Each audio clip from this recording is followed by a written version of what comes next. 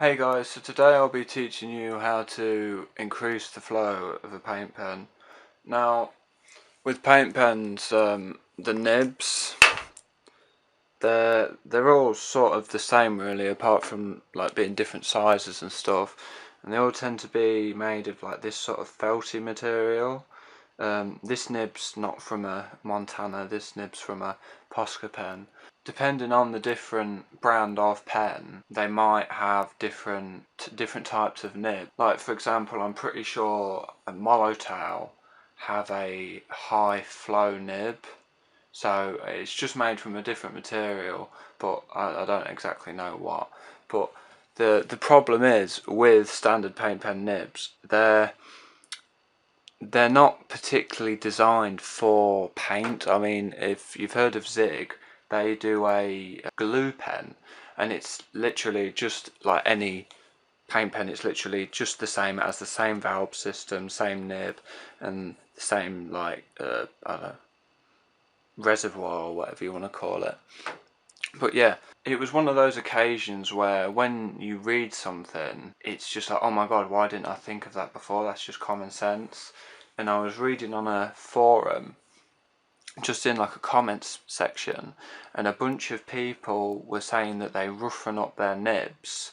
So it's basically like breaking nibs in, and someone was saying they just like take the nib out before they've even primed it and just rub it against a brick wall just to like add a bit more juice to it.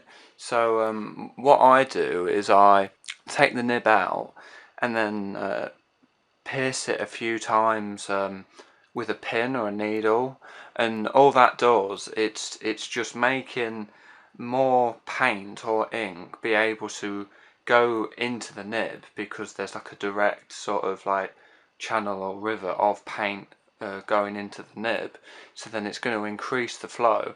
And like this paint pen is a Montana acrylic pen, and it is a Montana, it's just the label ended up coming off, and they're pretty decent pens, but the only problem is when you like draw with them, if you're doing like fast lines, say for, I don't know, shading or colouring something in like a big area and you're just doing it fast, it tends to get streaky, and this is because of the flow. So yeah, I'll show you how to do it now. So all you do is you just take the nib and whatever you want to call this bit off.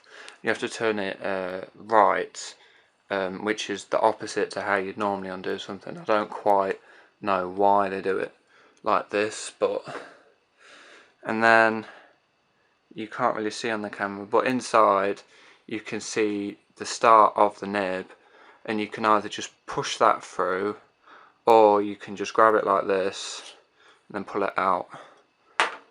Now all you need to get now is a pin, and I just tend to do like 4 holes, just like evenly spaced out, about halfway down the length of the pin, and just go along like that. Now I also do a few this side as well, because when you push on the pen, that's where the paint is going to come in from, so it just makes sense to, really. But yeah, and then just pop your nib back in and then screw it, wrong way, screw it back onto the pen like that, and that's done. You're not forced to do it 4 times, or you're not even forced to do the front bit. You could just do the back bit. It's just down to personal preference.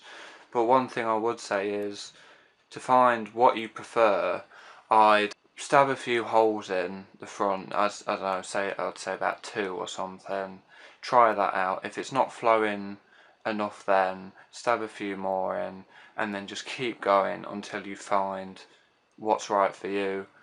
And like I said, like you don't need to do the front, you don't need to do the front and the back, you could just do the back, but you know, it just makes sense to do the front and the back, so it's more, the paint flows more evenly, if that makes sense. This has been HexxInkworks showing you how to increase the flow of the paint pen. Peace.